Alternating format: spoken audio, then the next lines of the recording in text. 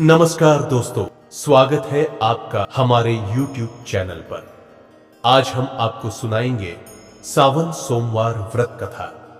यह कथा उन सभी लोगों के लिए है जो जीवन में किसी न किसी समस्या का सामना कर रहे हैं, चाहे वह संतान सुख की कामना हो, करियर में रुकावटें हों या व्यक्तिगत परेशानियां।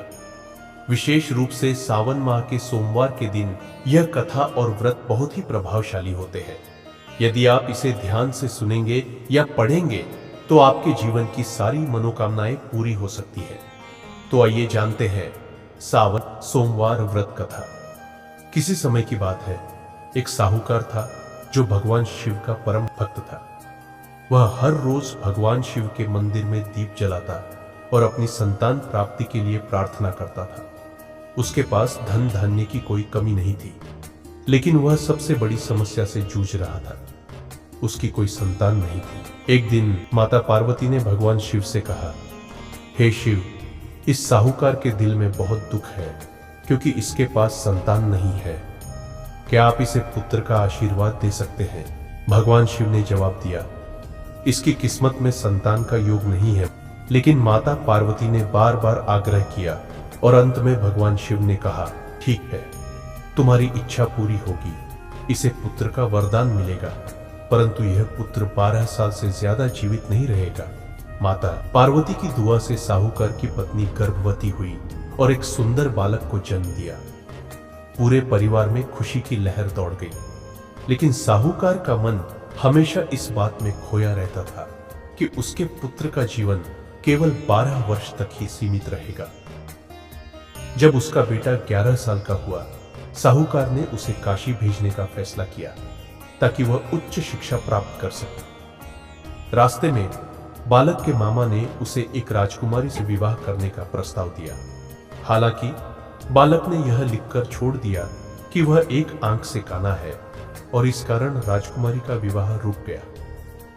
जब बालक काशी पहुंचा तो एक दिन यज्ञ करते समय उसकी मृत्यु हो गई। मामा ने इसे छुपा लिया ताकि यज्ञ अधूरा न हो जाए। यज्ञ के बाद मामा ने शोक व्यक्त किया।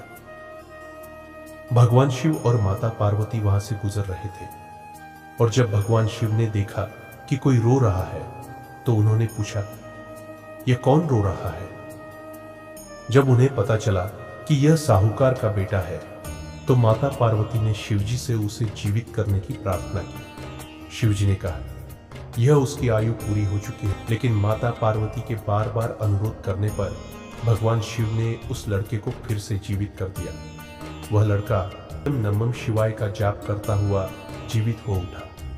लड़का और उसका मामा काशी से वापस लौटे और रास्ते में उन्होंने उसी नगर में प्रवेश किया जहां राजकुमारी और उसके पिता उन्हें पहचानते थे। राजा ने अपनी बेटी का विवाह साहूकार के बेटे के साथ कर दिया और साथ में धन संपत्ति भेजी। साहूकार और उसकी पत्नी अपने घर की छत पर बैठे थे और यह प्रण लिया था कि अगर उनका बेटा वापस नहीं आया तो वे अपनी जान दे देंगे। जब मामा ने उन्हें बेटे का समाचार दिया तो उनका विश्वास जाग उठा और उन्होंने बेटे का स्वागत किया। उस रात साहूकार को भगवान शिव का दर्शन हुआ। भगवान शिव ने कहा, तुम्हारी पूजा से मैं प्रसन्न हूं। जो भी इस कथा को पढ़ेगा या सुनेगा उसके जीवन के सभी दुख दूर हो जाएंगे और उसकी मनोकामनाएं पूरी होंगी। इस कथा से हमें यह सीखने को मिलता है कि श्रद्धा और विश्वास से भगवान शिव की पूजा करने से कोई भी कठिनाई हल हो सकती है। सावन के सोमवार का व्रत और यह कथा विशेष रूप से उन लोगों के लिए लाभकारी है जिनकी कोई मन्नत अधूरी रह गई हो या जो जीवन में किसी विशेष परेशानी से जूझ रहे हो। सावन सोमवार व्रत से सभी दुखों का नाश होता है।